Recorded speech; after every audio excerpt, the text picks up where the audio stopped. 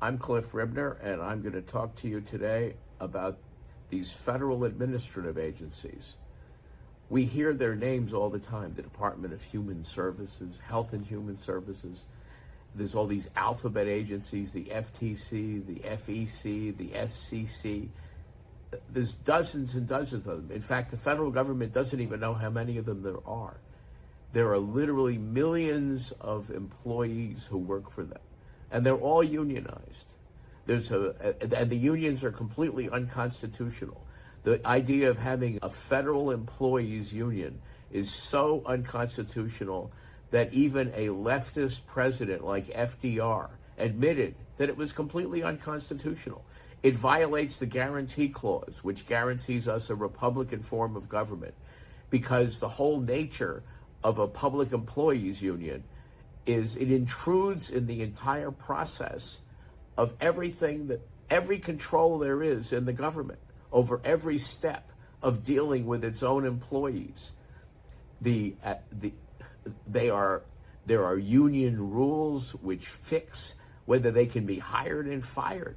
So the president, the elected officials, have no ability to fire these people. And in some places where there are public employee unions, they literally are unfireable. They have, in New York City, it's famous, they have these rubber rooms where they have people that are so incompetent that they can't do anything. And they literally send them there, they pay them their salaries, and the people do nothing all day long. But they collect their salaries, and when they retire, they get their pensions. This is the nature of public employee unions. It prevents the only people that have been elected by the public from having any control over those employees. And their contracts are basically dictated by the employees union. They go on strike if they don't get what they want, so that the elected officials who are supposed to be responsible for hiring and firing these people and giving them each a contract. Not that they should even have a contract. Why should they have a contract? They're supposed to be governed by elected officials because they themselves are public employees, and they're given powers over the citizens. In fact, the powers that each of those agencies have alone show that they're unconstitutional. Our founders were very careful to divide the federal government into three parts, each of which has its own power: the legislative branch, the executive, and the judicial. And none of them are supposed to have more than one power, let alone all three. And yet every one of those administrative agencies have all three. Under our system of government, the only way that a citizen is supposed to have any form of order against them is from a court. A court has to order it. But that's not what happens. When those agencies are there, they order all the businesses and all the people who work for those businesses who are under their thumb to do whatever they want, to do whatever the bureaucrats want them to do, the unelected bureaucrats who no one has any control over as in reality. So they have the power to give orders. Only courts are allowed to give orders under our Republican form of government. And they also can impose punishments. There are situations where they can give fines of millions of dollars, even millions of dollars a day. Now, the reality is most citizens don't encounter any of these agencies other than the IRS. So the only people who ever deal with them are the people in the businesses under their thumb. But every business in this country has to answer to them. And the nature of these agencies is they set up a system which is completely counter to what we're supposed to have in America. In America, the only way citizens and businesses are supposed to be policed is under the common law. And the common law is not what the federal government's supposed to be in the business of enforcing. It's supposed to be enforced by the courts, by the states, in the states' courts. That's the only way citizens are supposed to be policed, and it only happens after due process. So this is the system that the founders created. This is what's supposed to give us freedom. And it's what we had until 1878. None of those agencies existed until 1878. we take for granted today that they exist. And by the way, if you've ever dealt with the IRS, it's one of the best ones. Most of them are much worse and much ruder because when you deal with them, if you don't do what they want, they can ruin you. So that the people who are under their thumb are in a position where they can't even complain about what's going on with the agency, because if they do, they're in fear for their lives and their business can be ruined. And these agencies do absolutely nothing. The first one that was created was the Interstate Commerce Commission in 1878. And it was basically, what it was is the railroad was the most extraordinary invention. We can't even contemplate today how extraordinary the introduction of the railroad into our economy was. Basically, we went from the Stone Age to the modern age overnight with the railroad, because the railroad was the first time you could transport people and or goods of any kind, including very heavy things, with anything more powerful than an ox cart or a wagon run by horses. The railroad could go many times as fast as the horse or an ox, not even comparable, and it could carry massive amounts of weight. So this was an extraordinary thing when this was invented and introduced into the country. And the owners of the railroads were well aware of how Europe had responded to the introduction of the railroad.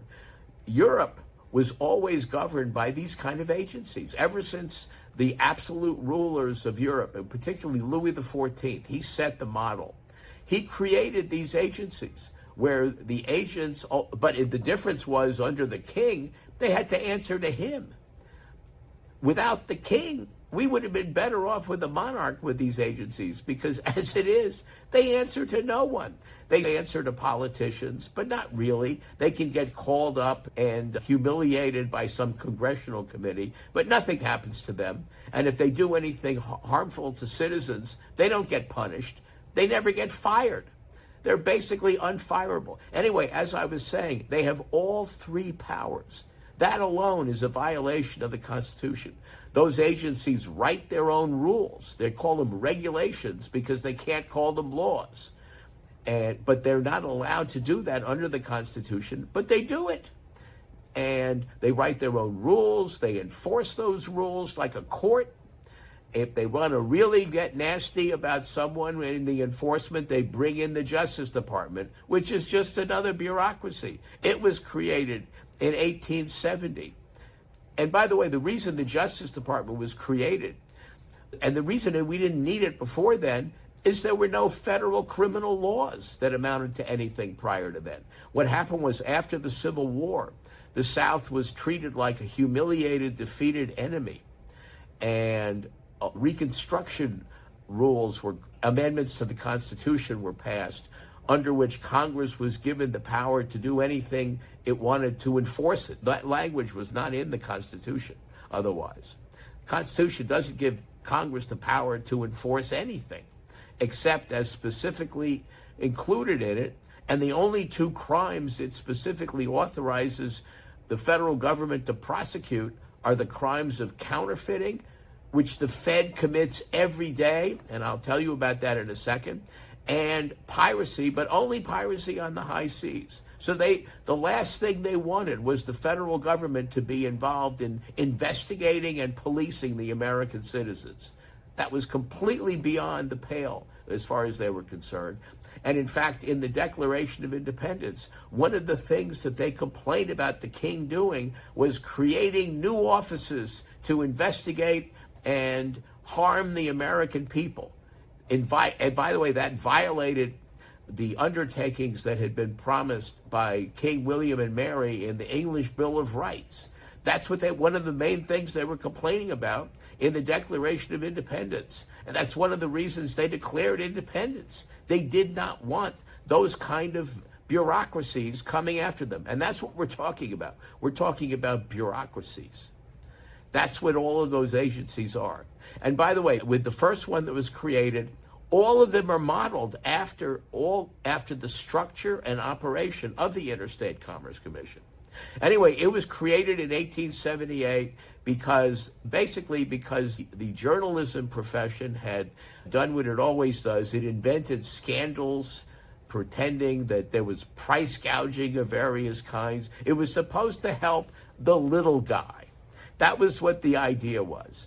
It was supposed to protect people from being priced unfairly by the railroads. And of course, the railroads had huge competition among themselves, and they were priced very fairly, honestly. And anyway, that agency was formed then. One of the reasons it was able to be formed, even though it violated the Constitution, was that the businesses that were going to be subject to it saw it as an opportunity. They were going to get the federal government involved as a bully that they would control. They were very rich. They were convinced that they could control the Interstate Commerce Commission and basically keep out competition, and also use the federal government to finance their operations, which is exactly what they did. The federal government made it possible for them to expand the railroads by giving them land on each side of the railroad. That was one way they did it. They also issued bonds. And because every time the government gets involved, it always ends up being corrupt, and there are always those who want to steal more than the benefits the government is asking for.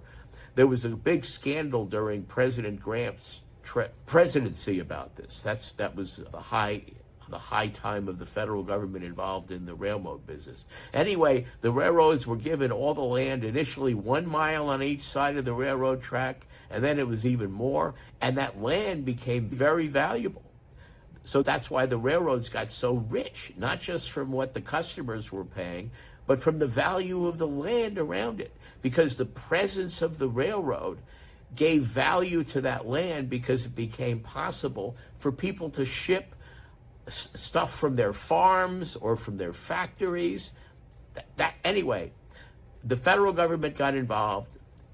I'm not saying that it made a mistake giving that land in that way. It was a very smart idea, really, because it encouraged the building of the railroads, which was extremely valuable to the whole country. But a lot of money fell off the table. And anyway, there were scandals created, and these were blown up by the press, who were always jealous of other people making money that they think they should be making. And the owners of the railroad were happy to have it happen because they had seen what happened with this type of regulation in Europe, where it had been going on since the 17th century in various forms. Businesses were completely under the thumb of the king in every country, but not in England. One of the reasons that the English had a revolution during the 17th century was to prevent that from happening to businesses in England that were just growing up. And of course, the great growth of business was in the 19th century, after the development of the railroad, really. The development of the railroad and the beginning of the industrial age were two things that more or less coincided. The development of steam power to run factories and the railroad to deliver the goods from those factories. That made possible the Industrial Revolution, which began around 1800. And of course it grew. Anyway, each of those agencies is given all three powers: executive, judicial, and legislative. They write their own laws, they enforce them, they punish people, and they dictate what goes on in every business under their thumb. And in America, now, every business is under the thumb of multiple agencies they have to answer to. The one that has to answer to the most is the financial services business. And where are there the biggest problems? Like depressions and other problems, bank failures. It's the financial service business. And it's not because of greedy capitalists. It's because they have to answer to all of these agencies. They have to spend a fortune in compliance. Go to any bank and see how many actual bankers there are there. 95% of the people who work for those banks are doing nothing but pushing paper mandated by various bureaucracies of the federal government. Anyway, they have all three powers. That alone is unconstitutional. and they punish people. And it happens that the first of them, the Interstate Commerce Commission, the Jimmy Carter administration did an analysis of everything it had supposedly accomplished in 1978. This is about 100 years after it was formed. And they found it had accomplished nothing of any value, absolutely nothing. All it had done was cost the citizens an absolute fortune. And it had restricted the operations of the railroads, because what would happen is when a railroad invented something new, they couldn't use it without getting permission, so they didn't bother. And they were all under the thumb of these agencies, so it was basically an oligopoly. And that's what happens when you have monopolies and oligopolies. They don't have to answer to the market. They only answer to their owners.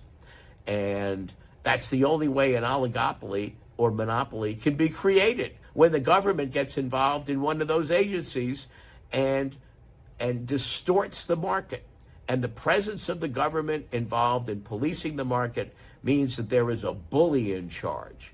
And that bully is an exercise of power over the market. They do it claiming they're going to help the quote-unquote consumer, which is what the name that Marxists use for citizens who are buying things, as if you're a different person when you're a consumer. Anyway, they do it in the name of all that stuff. Consumers, the workers, the little guy. It's all just a pretext. What it is, it's the federal government sticking its nose in, doing nothing of any value. There have been books written about the Interstate Commerce Commission. They confirmed exactly what the Carter administration discovered. It had done literally nothing of any value in 100 years, and it had cost an absolute fortune. And it had also ruined the railroad business. The railroad business is a mess now. There are various entrepreneurs that have tried to fix it. And we have boondoggles like Amtrak, which are completely unprofitable. The federal government subsidizes it billions and billions of dollars a year on what is one of the few railroad lines still in operation. But anyway, the Carter administration determined that the Interstate Commerce Commission was so worthless, it should be abolished. That was in 1978. And yet every one of those agencies are just as worthless as that one. And they are all unconstitutional. And we as citizens need to recognize that our growth of our economy is being restricted by these things. If even half of them were eliminated, our economy would grow twice as fast. And the difference between 2% growth and 4% growth is so astronomical when you look at the numbers. And in fact, it could get up to around 10% growth if we got rid of all those agencies. And the idea that businesses wouldn't be policed without them is a lie. That's what Marxists like Elizabeth Warren and Bernie Sanders tell people, that we need these agents or they would be, quote unquote, the Wild West. Businesses would have nothing to police them. But they do. We have the law of torts and the law of contracts. They can't just cheat people.